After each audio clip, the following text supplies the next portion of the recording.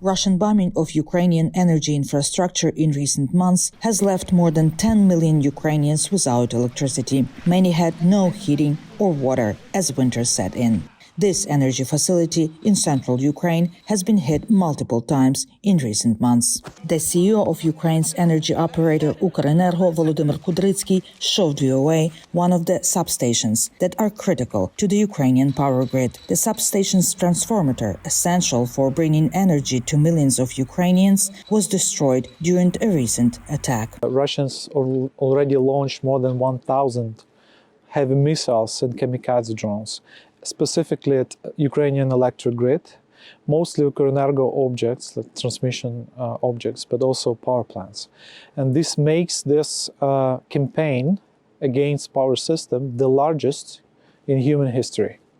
Nobody ever has experienced what we are experiencing now. Kudrytsky says Ukrenergo must introduce rolling power cuts to maintain the balance between generation and consumption in the system, and this affects millions of Ukrainians. Russian and Ukrainian energy system used to be connected. Kudrytsky says Russian energy experts are advising the Russian military on what part of the system to attack to inflict the most suffering. They also are picking up time when it's cold outside to disconnect from the grid water supply heating systems, and therefore destroy this critical infrastructure, these types of critical infrastructure as well. Because electricity grid is the most basic type of critical infrastructure. Without it, nothing else works. Most of Ukraine's electricity is generated by nuclear energy. Ukraine has 15 reactors at 4 nuclear power plants. A month ago, after a massive Russian attack, the Rivne nuclear power plant,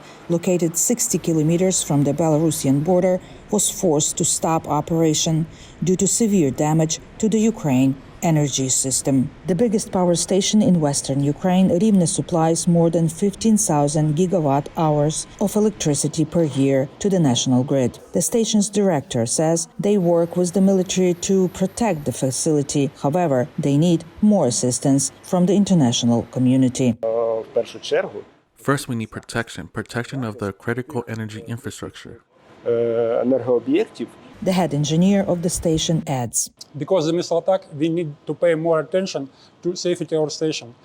And the international community came to understand what the nuclear safety in Ukraine is the problem in the whole world, not the problem only the Ukraine. Ukraine's President Volodymyr Zelensky argued U.S. President Joe Biden to assist in safeguarding the country's energy grid. He said the barrage of Russian missiles and drones had destroyed 50% of Ukraine's grid network. Ukraine's energy infrastructure remains the main target of Russian attack. Myroslava Gongadze, VOA News, Ukraine.